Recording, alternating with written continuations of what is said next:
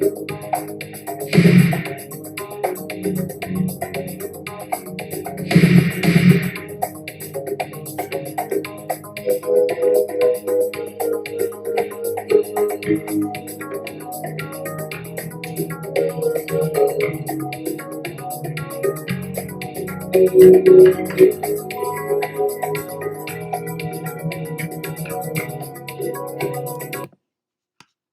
morning, everybody.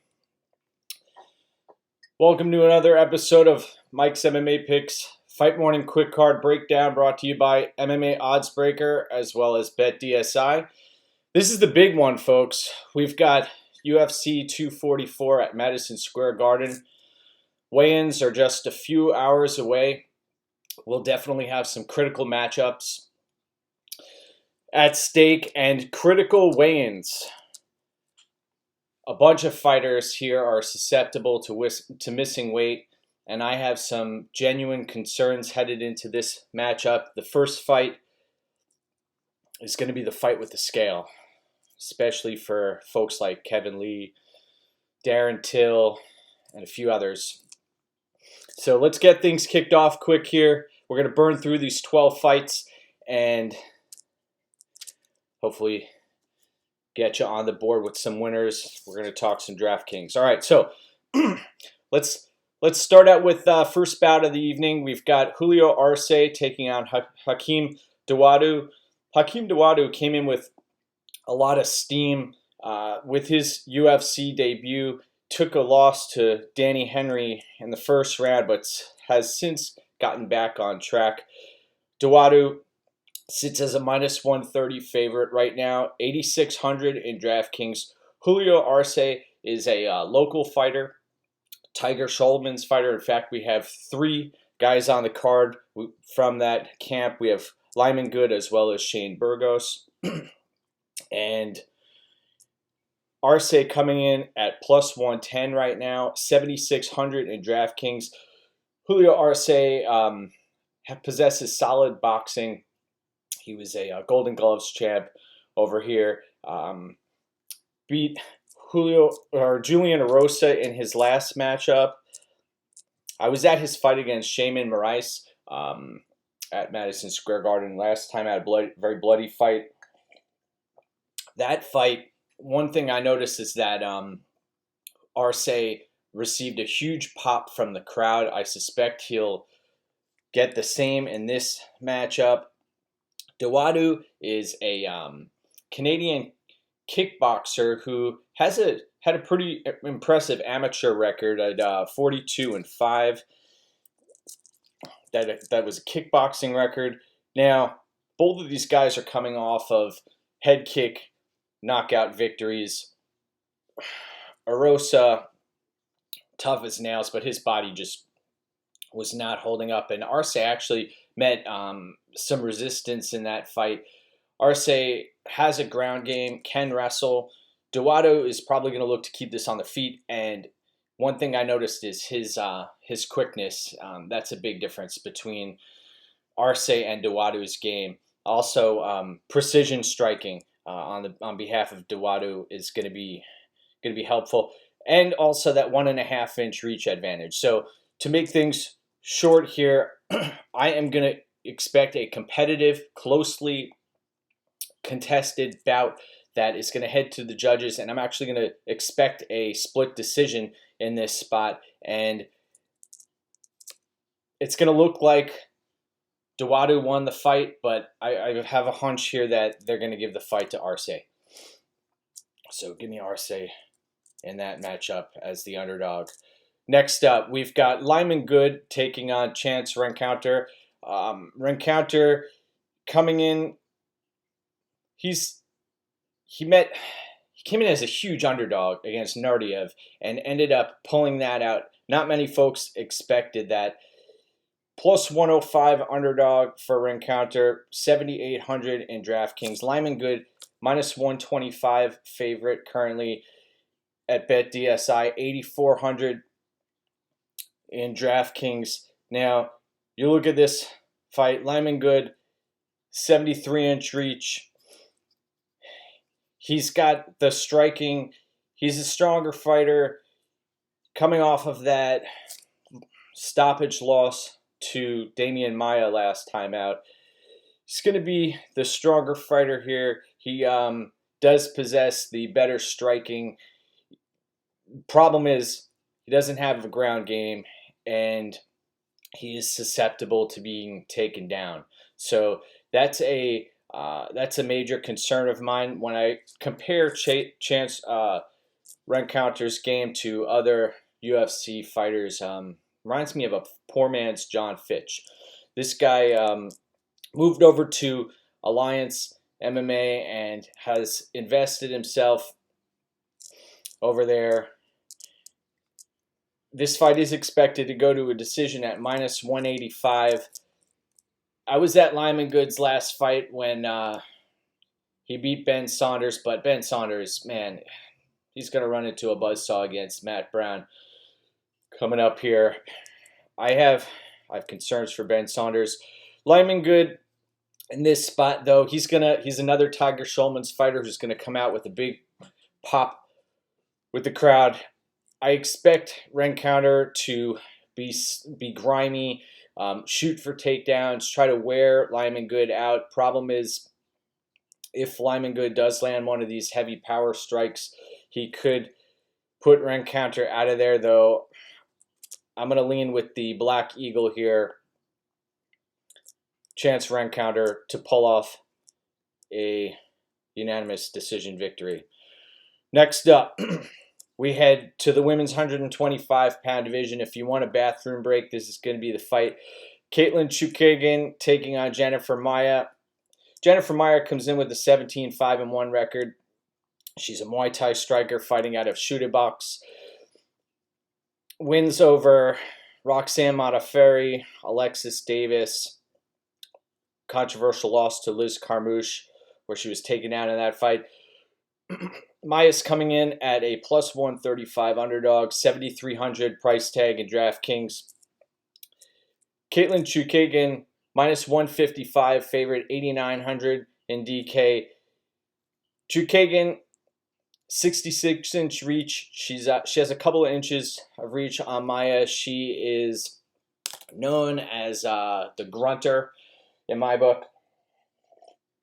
Constantly. This has an effect on the judges, as we've seen in her previous fights against Calderwood, etc.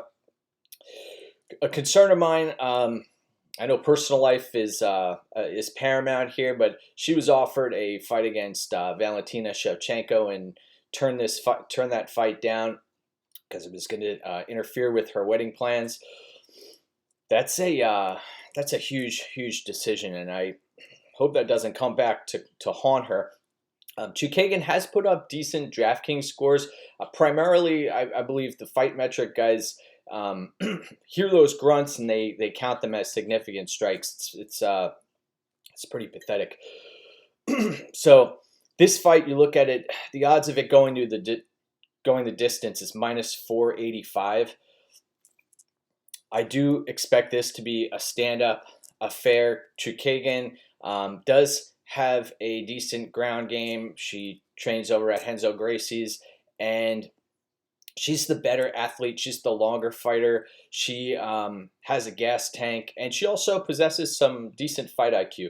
So I think there are other options that are better in DraftKings, considering the odds suggest that you're not going to get a stoppage in this spot, but got to go with Katlyn Chookagian here. Next up, we have a fascinating matchup between two heavyweights. We've got Andrei Arlovski taking on Jair Rozenstruik.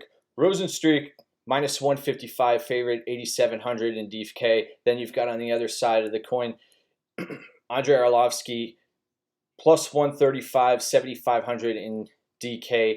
Arlovski coming in with 18 losses. This is an amazing stat for you. So since 2012, this is Andrei Arlovski's 23rd professional bout in heavyweight. That is incredible to me. This guy has been an Ironman, taking taking many KO losses throughout his career. I've seen him knocked out in person by Sergey Karatanov, and I thought that his career was over at that point, but he's resurrected himself like a phoenix a number of times. And one thing about Arlovski I noticed is that he seems to be losing muscle mass fight after fight. Going to be 41 years old in the next few months. He is basically a point fighter now. The last, I think it's been 8 fights since he's won inside the distance at heavyweight. Rozenstruik coming in with an 8-0 professional record, but he has a tremendous kickboxing record behind him with over 60 knockouts.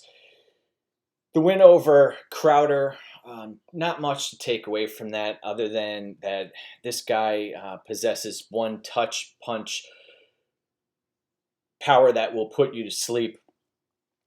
And his fight versus Albini, we could see that he just turned the fight on a dime.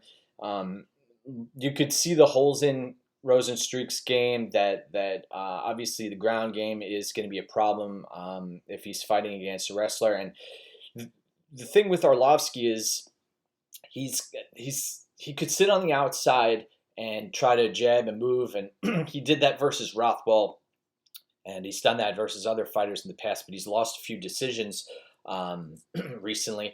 In this case, Rozenstruik, he's got a tremendous jab. He's got a 1-inch reach advantage. He has that KO power that we talked about. He is a very technical fighter, and I honestly think he's being overlooked right here. Hasn't fought out of the best camp, but he did go down to, I believe, Hard Knocks. He was in Florida with Henry Hooft and others, and seemed to, I've heard other vets talk about his game and just say that they were blown away by him. I think Rozenstruik's going to get the knockout in this spot. It's been a while since we've seen Arlovski get taken out, but I'm gonna roll with Rozenstruik in this spot. Now, when you're looking at fighters in DraftKings, you got Masvidal right around there, and there are a few other fighters around that 8,700 price tag. So you have to consider who you want to go after. Dawodu's over there as well. So take that into consideration when you're constructing lineups. Another thing about Rozenstruik, when you watch him, pay attention to he puts out these countdown videos. He's a pretty athletic guy. I'll be honest, he looks like Leonard Fournette out there running, doing road work. You watch these guys putting in road work. You watch Roy Nelson, Frank Mir, Nogueira, these legends of the game, these heavyweights they barely know how to put in road work and run. It's pretty amazing. They're just lumbering down the road. Obviously, it's not their forte, but Rozenstruik has I think we're going to be impressed with his athleticism in this spot versus a supremely athletic fighter in Arlovski, who's a couple of months short of his 41st birthday. Next up, we've got Brad Tavares against Edmen Shahbazyan. Very, very intriguing matchup where the line has recently moved significantly. Brad Tavares, he's been a mainstay of the middleweight division, 17-5 record, known very well to UFC fans. So he's coming off of that 5-round fight where he got mopped by Israel Adesanya. Brad Tavares plus 135 underdog, $7,900 in DraftKings. Shahbazyan comes in at minus 155, 8,300. Shahbazyan 10-0, hasn't tasted defeat yet. You go to Shahbazyan's Instagram page, and crazy that he's only 21 years old, but he has a few. You might not think they were impressive, but just his the way he approaches the fight game and the confidence he has, and he's a very aggressive fighter. I was impressed with a lot of things as far as Shahbazyan goes. When you go to his Instagram account, you can see that he's packed on some significant weight for this fight. I'm actually interested to see what he looks like on the scales. The fighter should be hitting the scales in about an hour and a half from right now. So when this podcast gets out there, just check him out on the scales. I know who was it? Ronda Rousey. He mentioned that she came by the gym recently, and that was the first thing that she noticed, that he has gotten much bigger. This fight is surprisingly expected to go to a decision, but I see this one ending inside the distance, despite Brad Tavares' toughness. Now, Tavares, well-rounded fighter. He has decent ground game, wrestling, cardio. Impressive versus Jocko and Talis-Litis, but you want to talk about a fighter who's going to come out and go for broke. I have a feeling that Shahbazyan is going to fluster Brad Tavares early, and he's a wild man, Shahbazyan. He's going to go for he's going to probably go for some takedowns here, and once he gets them, he will try to transition, and he may have some success in that realm. The other thing is this ring rust. I have a feeling Tavares may come out here and just get blown out of the water. So Tavares is coming off of his foot injury that he didn't disclose prior to the Adesanya fight, but this week admitted that his foot was broken. He also suffered a broken arm in the Adesanya fight, one that didn't heal for many months, and he had to have subsequent surgery.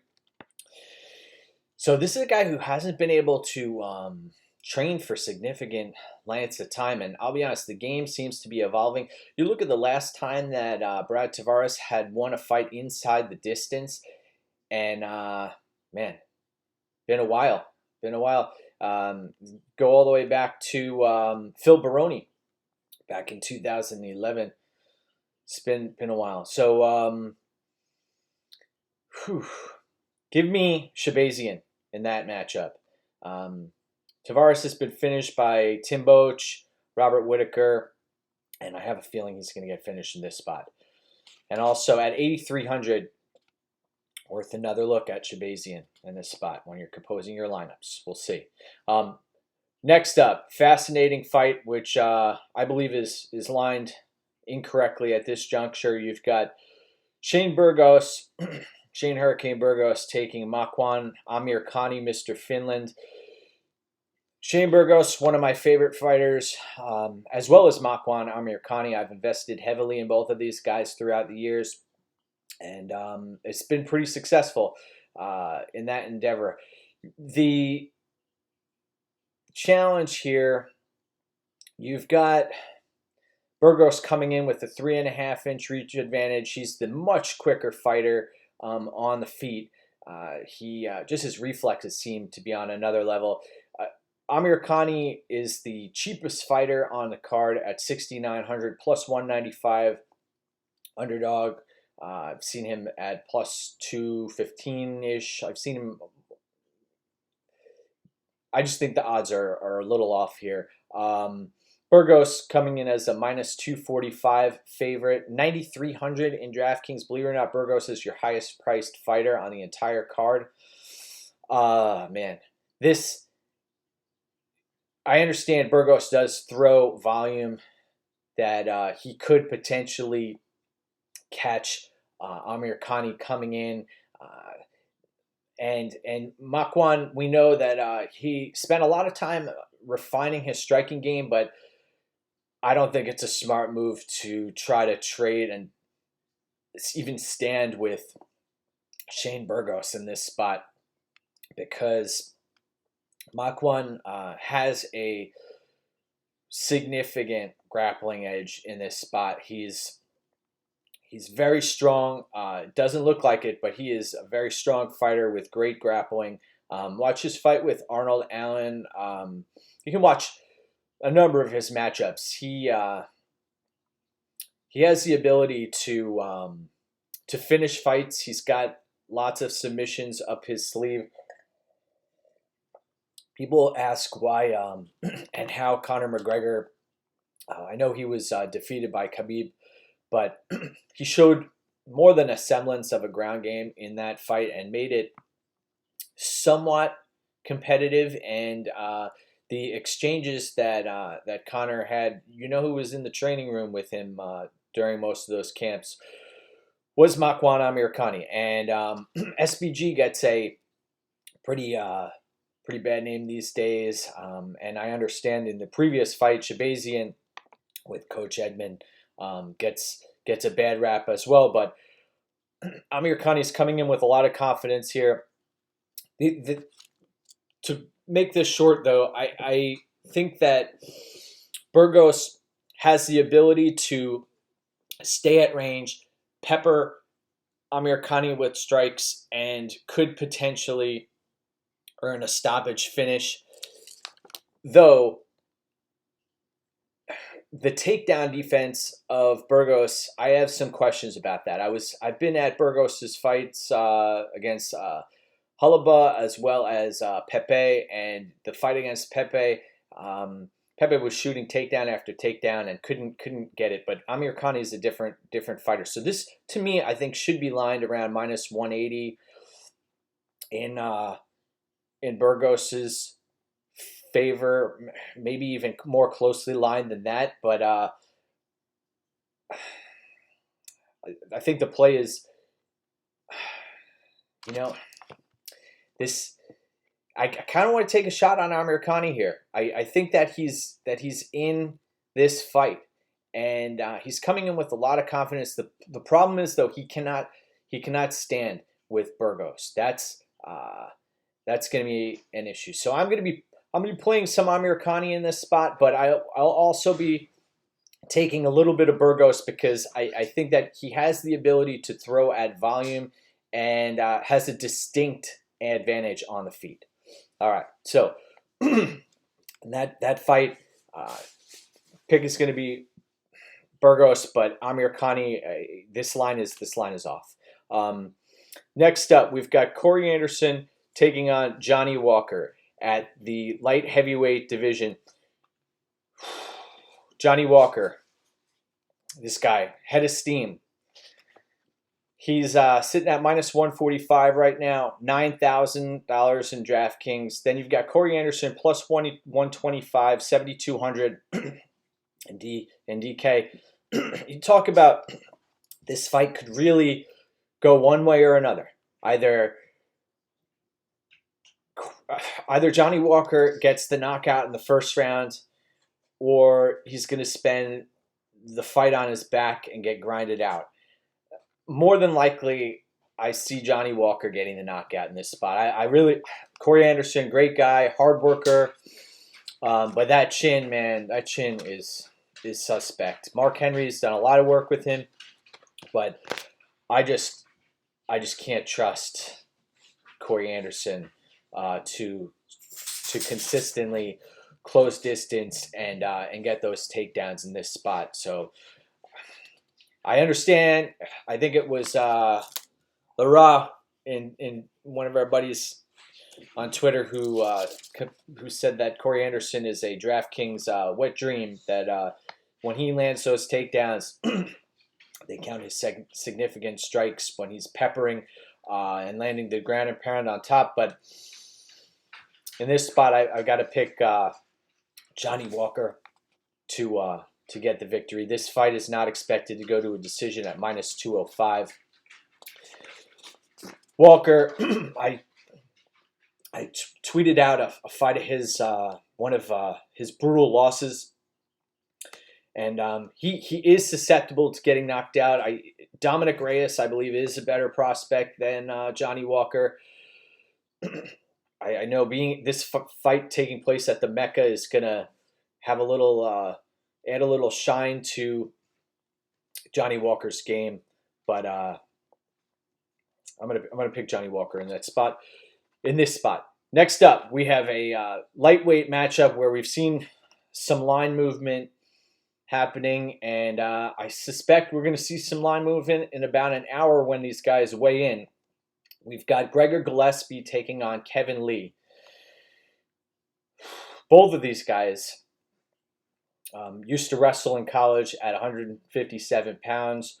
Gregor actually came in as a freshman and sophomore and wrestled at 149 pounds at Edinburgh.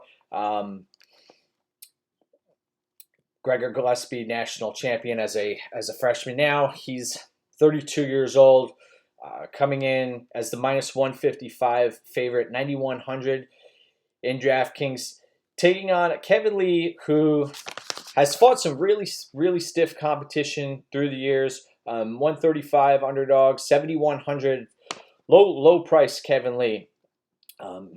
So this fight. The last time we saw Gregor Gillespie fight someone with a distinct reach advantage was in his UFC Octagon debut against Glyco Franca. And in that spot, he met some serious adversity. He had trouble with the length. I understand that probably Octagon jitters had a lot to do with that. Also, Gregor has grown by leaps and bounds inside the Octagon as far as risk-taking goes, etc. Taking calculated risks. You talk about somebody who's meticulous about their preparation. Gregor Gillespie, he checks off all the boxes before he accepts a fight. And this guy does 2 of the exact same weight cuts leading into each of his fights. It's pretty remarkable. I haven't heard of a fighter doing that, but he'll do this. He'll do the identical weight cut 2 weeks out, and then on fight week, that's when he does the second weight cut. So he's gonna come down to 156 pounds. Now at the media face-offs yesterday, Kevin Lee looked to have a distinct size advantage. And one thing we know about Kevin Lee is he comes out like a gangbuster. He is able to get takedowns typically in his fights and has a frenetic pace early. But he's broken in the past the later the fight goes. Granted, a few of his fights have gone 4th and 5th round until he broke. Came out versus RDA in his last fight. He was talking a lot of smack at the weigh-ins. I don't know why you talk smack to Dos Anjos. He's such a warrior and a nice guy, and he's there to fight. You know, he's not there to mix it up and trade barbs. And that bit Kevin Lee in the ass. He wasn't able to get his takedown game going. In this spot, I think we're going to see a Kevin Lee who's going to be put on the defensive early. He's going to look to win the latter half of rounds via striking. Look to, in many of his interviews, he said that he's going to box Gregor Gillespie's eyes up. And I could see that happening in this spot, but I also could see Kevin Lee meeting some serious resistance and getting taken down and broken mentally, that is. And he asked for this fight, Kevin Lee. I understand where he's coming from. You want to catch somebody before they really get onto the big scene, and he must see something. The size advantage, also his back-taking ability, and he's got a mean rear naked choke, and he's locked that up against Michael Chiesa and a bunch of other fighters. But he also, this is Kevin Lee, who's been knocked out by Leo Santos and has some striking deficiencies. In this fight, though, I suspect Kevin Lee is going to be the better striker, but I think we're going to see Gregor Gillespie change levels and be the cardio machine that he is. And basically, the first round should be a hairy first round. That might be an interesting first round. I suspect this might be a live wagering opportunity.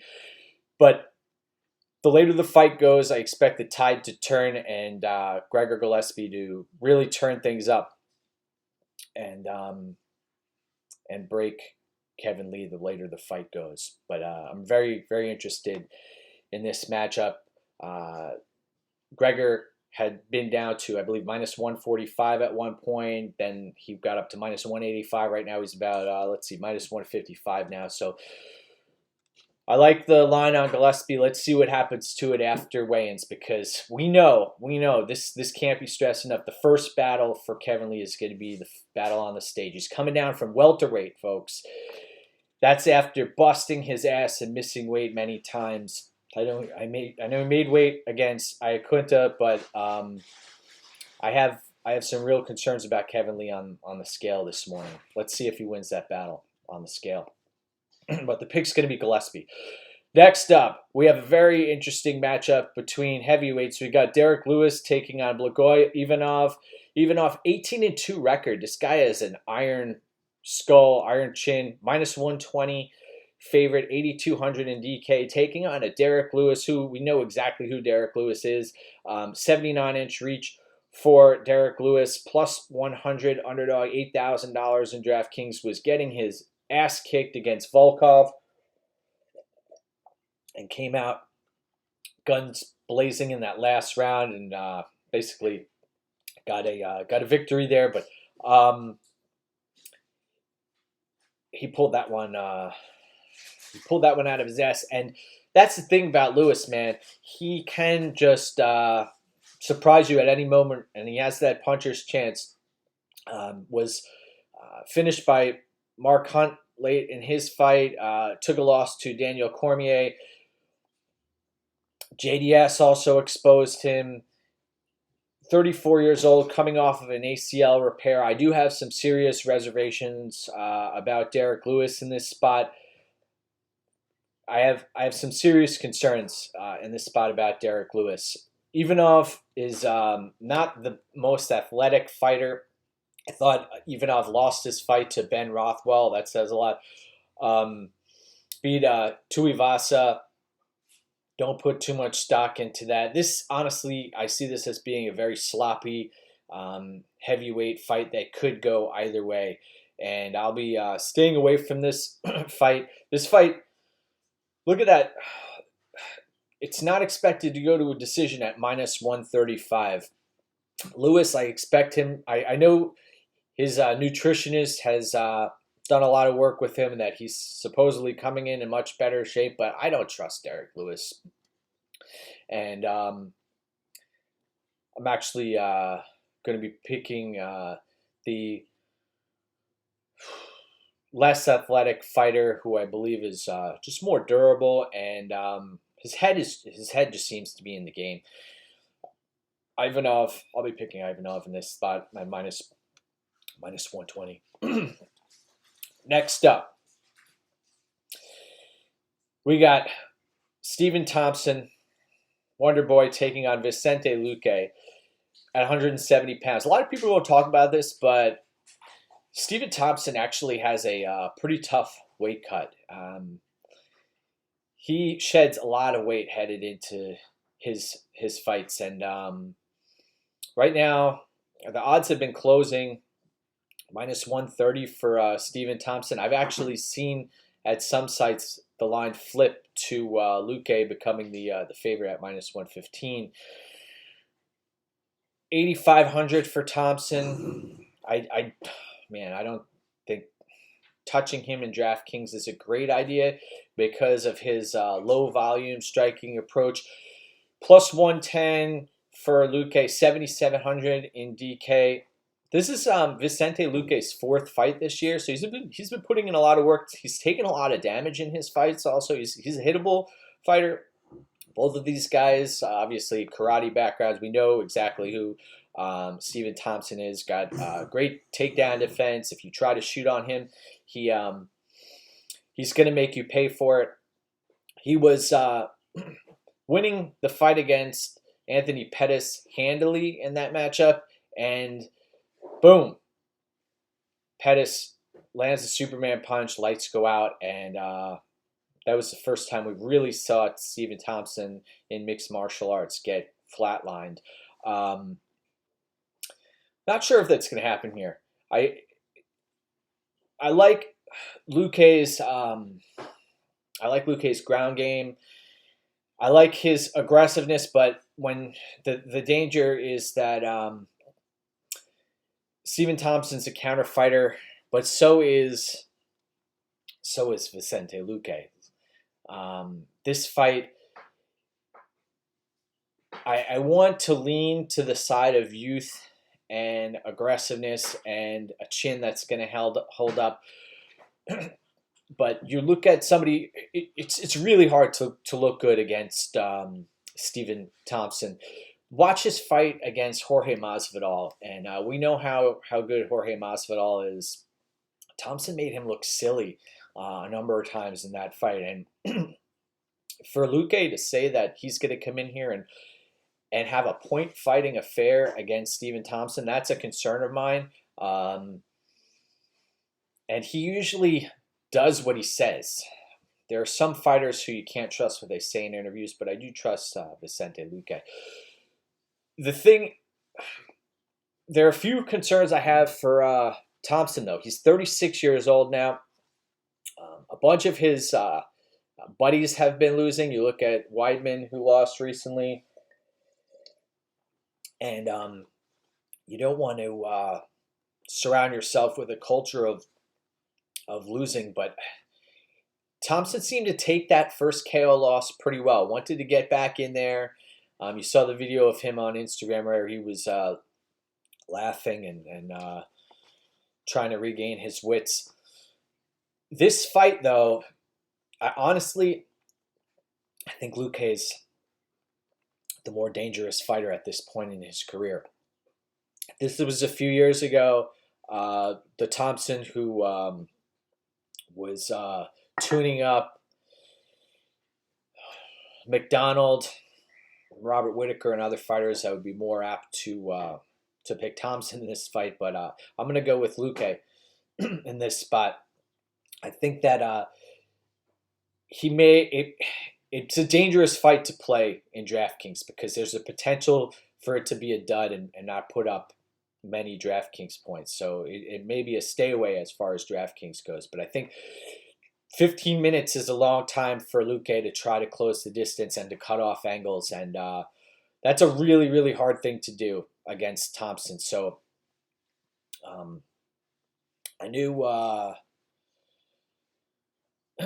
one of the fighters is headed to Gilbert Burns is headed to help him out, and Gilbert Burns he's been on a tear recently. Also, he's been in a lot of winning fighters' corners, and I have a lot of respect for Gilbert Burns, how he's helping all of his teammates out. I think that honestly is going to be a big help for him in this spot. I think they have a game plan to get inside on Stephen Thompson. So I'm going to pick Luque in that spot. Next up, we got the co-main event of the evening on one of the biggest cards of the year. Weight Watchers, pay attention here. We've got Kelvin Gastelum, who's missed weight a number of times, taking on Darren Till, who's notorious for missing weight, though thank goodness this fight takes place at middleweight. Darren Till, 17-2-1, coming off of back-to-back losses, plus 210 underdog, $7,000 in DraftKings. Big reach advantage for Darren Till. This is something Gastelum is used to. Gastelum coming in at a minus 260 favorite, 9,200 in DK. I'm not hearing a lot about this, but that Adesanya fight, Gastelum took a lot of damage in that fight. He also took a lot of damage in the Weidman fight. He was losing that fight at range, and Till might not be the most versatile MMA fighter, but one thing he is good at is striking at range and landing straight punches. And Gastelum has a challenge on his hands when we talk about that. I'm not too worried about the size advantage for Till. We saw Kennedy come in here, and people were like, "Oh wow, Kennedy is massive, and this is going to be a huge challenge for Gastelum." But the way Gastelum moves his head off the center line, is something to behold. Also, his chin is a great attribute.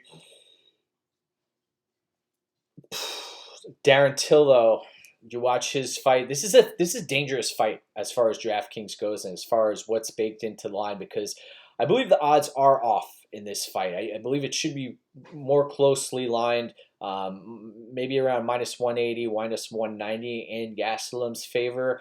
To see it hovering around -290, almost -300 in at some books, I don't agree with that for Gastelum. Although I do pick Gastelum to win this fight. I think that folks are going to be surprised when they see Darren Till in the cage, that he is going to be enormous. It's going to look like there are 2 weight classes separating these fighters. And I wish Gastelum would make the move back down to 170 pounds. I know he's got a great gas tank up at middleweight, but I would love to see Gastelum also work in his wrestling. He hasn't done it in the past. He tried briefly against Adesanya, and actually Adesanya made Gastelum work and almost locked up a couple of subs in that spot. So we've made it this far into the breakdown. We haven't talked about the visa issues, the flight, the weight cut. I think that Till is going to run into some challenges with this weight cut. We're going to know in about an hour and a half whether or not Till has had an issue. This fight isn't supposed to go to a decision at -130. Give me Gastelum to win. I actually think that this fight's going to last longer than most people think it will. I could see this fight going to a decision. I just want to. I know Master Cordero. I have a lot of respect for him. I've met him a few times, and I trust that he's in Kelvin's ear and that they have a map for success in this spot. I think that Gastelum's straight punches are going to be a difference maker. That he's going to get in range and close distance and land those straight strikes. So give me Kelvin Gastelum to get the win. Although I don't recommend paying -290, etc. Couple of things I want to mention briefly before we get to the main event, that there are a bunch of local fighters on this card. Also, Chookagian is one of those fighters now. She lives on Long Island, and I think she is going to have some love for her in the crowd. Arce should have some love for him in the crowd. Lyman Good will have backers. Let's see who else. Shane Burgos is going to have the crowd behind him in this fight. Gregor Gillespie, we didn't mention this during his matchup, but he lives on Long Island. He's going to have a huge contingency. So if these fights go to the judges, don't be surprised if we see home cooking at any point. Let's go to the main event here. BMF belt is on the line. I'm not the biggest fan of the BMF belt. I am looking forward to seeing next month the 2 best welterweights in the world, Colby Covington and Kamaru Usman, fighting for the real title. But I understand the love for OGs in the game, such as Jorge Masvidal and Nathan Diaz. Nathan Diaz, 20-11 record. 11 losses. We know if he faces a legitimate wrestler, he's going to run into real problems. Also, he's susceptible to leg kicks, taking on Jorge Masvidal, who is 34-13 record. We have seen recently has big power and has been able to shut the lights off of a few opponents. -165 for Jorge Masvidal. On the other side of the fight, you've got Nate Diaz +145, 7,400 in DK for Nate Diaz, 8,800 for Masvidal. This fight has stackability in both cash and GPP written all over it. Both of these guys, 34 years old. Nate Diaz coming in off of the long layoff and dominant win over Anthony Pettis. Anthony Pettis looked like the much smaller fighter in that bout. That won't be the case here. Masvidal is also is a big guy, ATT fighter. Diaz, he has the Gracie Jiu-Jitsu. He has the boxing. We know exactly who both of these fighters are.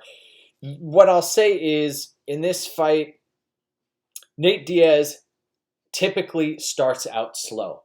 And Jorge Masvidal is also obviously the Askren fight, he was not a slow starter, but in some of his fights, he starts out slow as well. Masvidal is going to have to get the jump here and start landing on Diaz early and often. Diaz doesn't possess the best head movement. His lead leg, the blueprint is out on Nate Diaz. The lead leg is there to be hit. You have to hurt Nate Diaz early and get him out of there. He's very tough to finish, but I think we're going to see Jorge Masvidal hurt Nate Diaz early, damage him, make him work. I believe there's a line out there for who's going to bleed first. I would bank on Nate Diaz being the first fighter to bleed. This fight, a lot of folks are expecting it to go to a decision. It's lined right now at -130 to go to a decision. It's either Masvidal wins this fight early or Nate Diaz wins this fight late. And Diaz, I could see him winning a decision in this spot, but I think the damage meter is going to rear its ugly head. And I am actually, this is one of those places, the New York State Athletic Commission, I'm concerned that with the doctors in the ring, that I'm going to go out on a limb here and predict that we're going to see a cut stoppage victory for Jorge Masvidal in this spot. I think Masvidal is on fire right now. There's virtually nothing you can take from the Askren win. You go watch the Till fight. He was kind of sitting back and waiting for his opportunities. I don't think Nate Diaz is the fighter to sit back and wait for your opportunities against. You're going to have to come out and hurt him and make him pay. And Diaz could win this fight on volume late. We know how hard he is to put away, but the BMF belt is on the line, and I expect Jorge Masvidal to come out victorious. Enjoy the weigh-ins today, everybody. Have a great time playing DraftKings. Best of luck with your plays. Want to thank BetDSI as well as MMA Oddsbreaker for hosting the podcast, and wanted to get this out a day early so that we can jump right into things. So keep an eye on Kevin Lee on the scales. Also, look for folks who may potentially miss weight and look to capitalize on those fighters who look like garbage on the scale. It doesn't translate into fighting ability, but when you're picking fighters who have tremendous gas tanks, that may be helpful. So thanks to MMA Oddsbreaker, thanks to BetDSI. You can follow me on CapperTech as well as betmma.tips at MikesMMAPicks. Have a great day. Capitalize on these opportunities, and we'll see you on the other side, folks.